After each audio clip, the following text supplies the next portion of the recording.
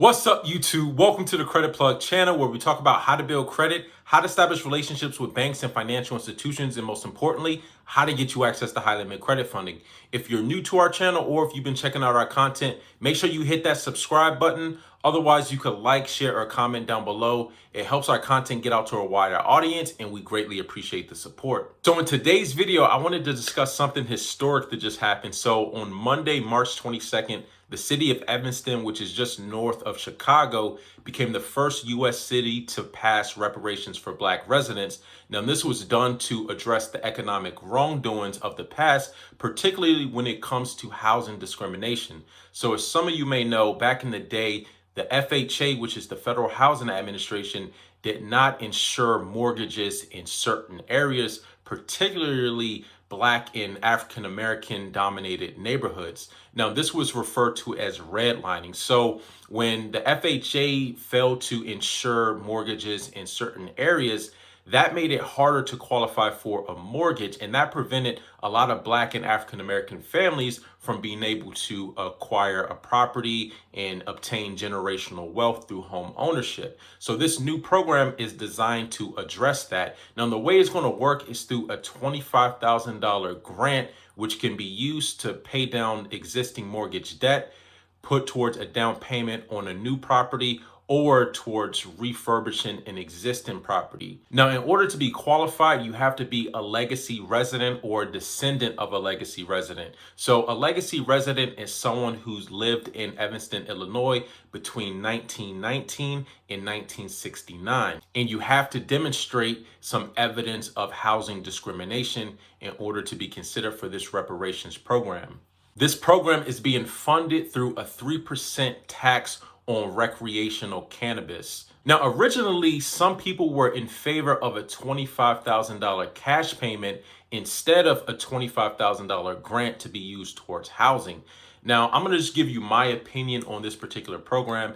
Now, when it comes to the $25,000 cash payment versus the $25,000 grant towards housing, I think the grant is a better way to go versus giving someone a cash payment, because you're putting it towards an asset versus just handing over $25,000 in cash. Some people may go and invest it, but then, some people may squander it and, not have anything to show for it. So at least if you're putting it towards, home ownership, something that's going to, maintain its value, then I think that's a better route to go.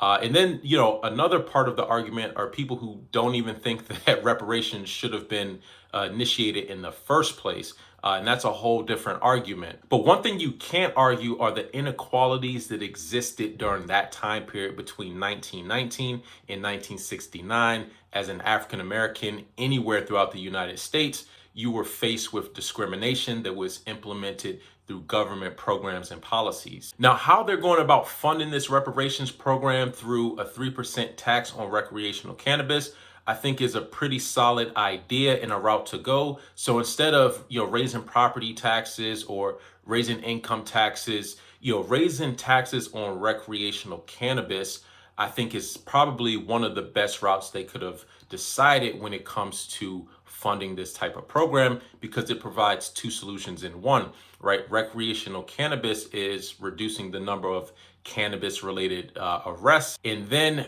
people are already going to be consuming it, so why not put some good use to the revenues that is being generated from it, and it's not going to impact anyone else. So I think that solution is probably one of the best viable ways of being able to fund this particular program. Now, another argument that some people have is that $25,000 is not enough. And I think we all can agree that no amount of money, $25,000 especially, is going to undo a lot of the economic wrongdoing of the past. Now, I think what the city of Evanston has done is a start in the direction of, rectifying some of these economic wrongdoings of the past, and maybe it'll inspire other cities to implement reparations programs as well. But one thing I can say with this particular reparations program, using it for home ownership, I think is a good route to go versus just giving cash payments.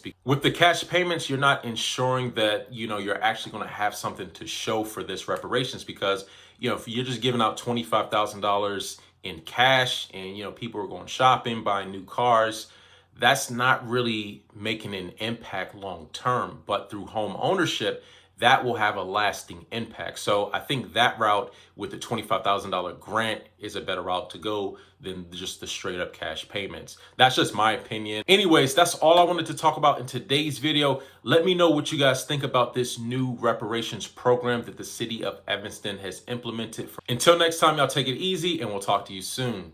Peace.